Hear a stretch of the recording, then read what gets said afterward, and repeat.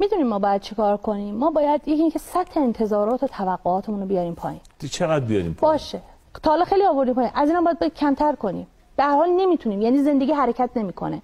اگه من سطح انتظارمو نیارم پایین، اگه که من همیشه این غذا رو میخوردم، از این دفعه دیگه فقط باید برنج خالی بخورم، خورشو نخورم. یعنی باید سطح انتظار، یعنی خداوکیلی سطح انتظار از گوشت مرغ هم بیاریم پایین‌تر. بله.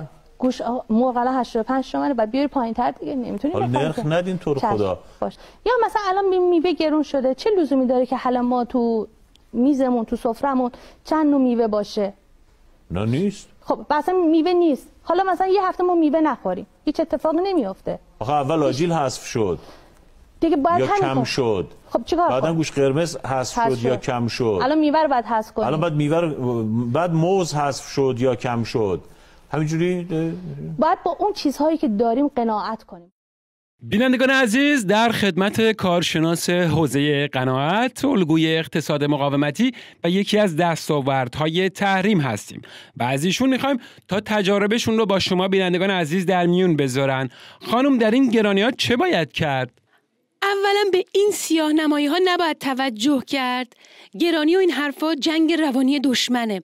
ثانیاً راه حلش نخوردنه. نباید خورد. بعضی از ما خیلی خودمون رو به خوردن عادت دادیم. باید به بچه هامون نخوردن رو آموزش بدیم. باید نپوشیدن رو آموزش بدیم. باید ارزش‌های ولایی رو جایگزین این عادت‌های اشتباه بکنیم. خانم، عادت چیه؟ اصلا سالی یه بار هم نمیشه گوشت خورد. چه بهتر.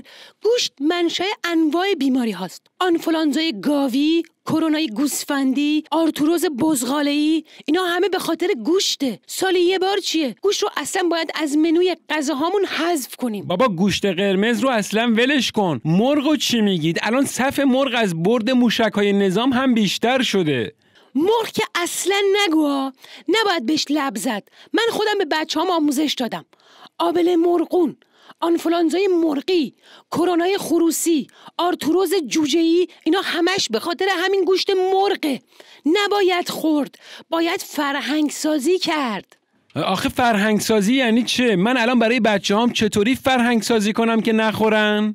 باید بگید پسرم، دخترم، مقام عظمای ولایت، وزرا، نماینده های مجلس، آقازاده ها، اختلاسگرها، این عزیزان هستن. هم به جای ما میخورن، هم میپوشن. اونها خوردن و خوابیدن و این کارهای سخت رو انجام میدن تا ما فرصت کافی داشته باشیم و به ارزش‌های ولایی بپردازیم، به اقتصاد مقاومتی بپردازیم، روحمون رو جلا بدیم. بله، خیلی خیلی متشکرم از شما و توضیحات ارزشمندتون. نخورید آقا، خانوم، نخورید. خیلی متشکرم. نخورید.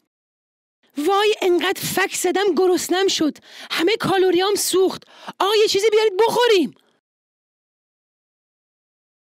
ای وای، کباب قفقازیه؟